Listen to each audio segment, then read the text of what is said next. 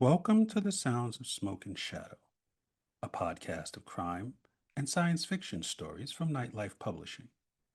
My name is Kamal Hennessy, and the title of tonight's story is Market Forces. Chapter 1: Fairy Tales.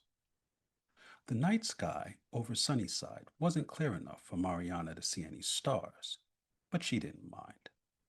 The way she saw the world, the lights of the New York City skyline were the brightest and most captivating jewels in the sky. From the roof of her apartment building, the girl could see from the Twin Towers downtown all the way up to the 59th Street Bridge in Midtown. In her young imagination, every light was a story. Every skyscraper was a tower of possibilities. She cast her gaze out at the mesmerizing panorama, listening to her father tell stories and eating Mr. Softy. And that's how Ali Baba rewarded Morgiana for defeating the 40 thieves. Pop dropped the last bite of his ice cream sandwich into his mouth with a satisfied smile. Mariana leaned over and rested her head on her father's arm as a silent thank you for the story. The two sat in silence as a plane roared over them towards LaGuardia Airport. As the echo of the engines faded away, Pop put his arm around the little girl's shoulder. I think it's time to head downstairs and get ready for bed. Your mother will be looking for us soon. Mariana gazed up with wide eyes and a soft smile that revealed several missing teeth. But I haven't finished my ice cream.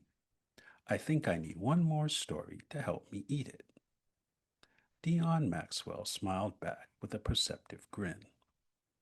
I get the impression that you're stalling with that cone so you can stay up later. I'm not stalling. I'm savoring the cone because I love spending time with you. Her voice carried the slightest trace of a whine, and she snuggled close to him, compounding the effect of her unspoken request. Dion, like many fathers of young girls throughout history, could not and did not resist the power of his daughter. He laughed at his weakness, kissed the top of the child's head, and sat in silence for a moment before starting his next story. Once upon a time, before history began, someone decided that they owned something in the physical world. We don't really know what it was. Perhaps it was a stone, or a shell, or an animal they killed in the jungle. It doesn't matter now. What matters is what happened next. Because in the next moment, someone else in that tribe decided that they were going to take that thing for themselves. And that is when the black market was born. Mariana turned from the skyline to look at her father. Something in his tone pulled her attention away from Manhattan. What's a black market? Is it like a farmer's market? Yes and no. Like any other market, is where people go to get the things that they want. But the black market doesn't sell fruits and bread. They deal in stolen things. Are they criminals? Mariana popped up in a burst of energy. Now it was Pop's turn to stare out towards the city. Yes, from before time was time. They were the grave robbers of ancient Egypt. They were crucified next to Jesus. They were the highwaymen of the Middle Ages, the pirates of the high seas, the train robbers of the Old West, the bank robbers of the Great Depression, the muggers of a bankrupt New York, and the hackers who will try to exploit the Y2K bug. Mariana didn't know what a highwayman was, and while she heard people talk about Y2K on the 6 o'clock news, she didn't really know what it was about. Whatever it wasn't good. She thought pirates were fun at great adventure, but she heard the word robber enough times to figure out the rest. But why do they do that?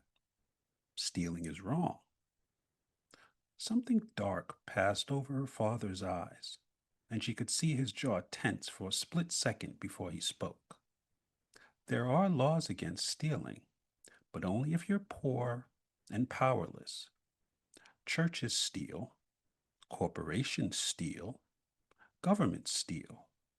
The only difference between them and the black market is who is in control. The remaining ice cream began to melt on her fingers. She tilted her head to lick the escaping fluid as she talked.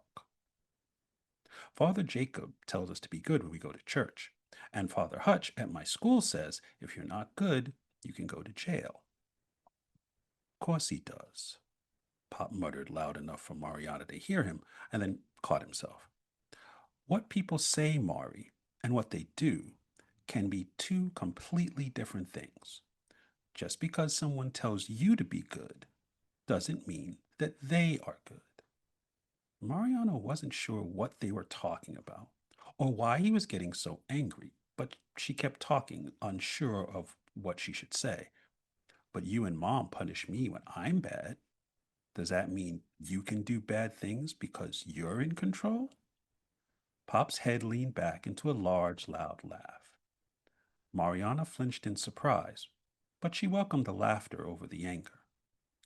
It took him a moment to get the laugh out, but when he was done, he looked down at her in a way that she had only seen him do with adults before, and only certain adults.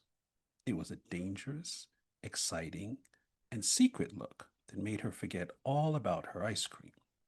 You don't get punished when you do bad things, my dear.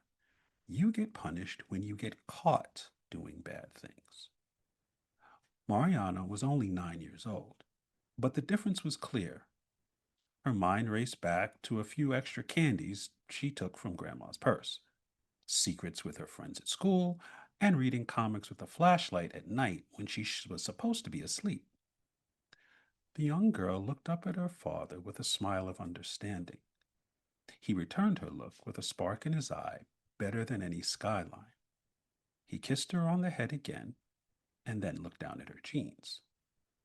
It looks like you got more ice cream on your pants than in your mouth.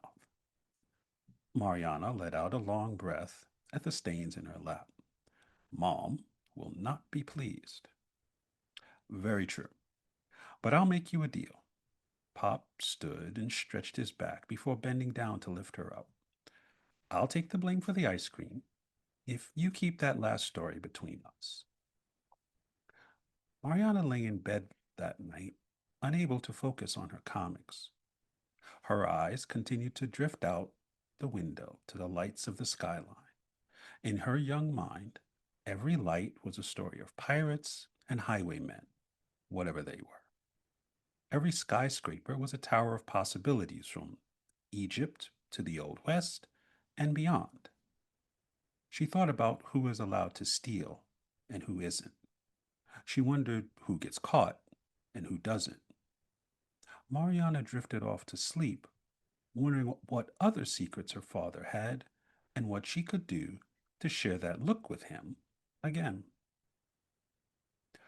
You've been listening to part one of Market Forces from the Sounds of Smoke and Shadow podcast. If you'd like to read the next chapter, please listen to the next episode. To read more from the world of Smoke and Shadow, visit Nightlife Publishing at GamalHennessy.com. Nightlife Publishing owns the copyright to both this story and this recording. All rights reserved. Thank you, and have a good night.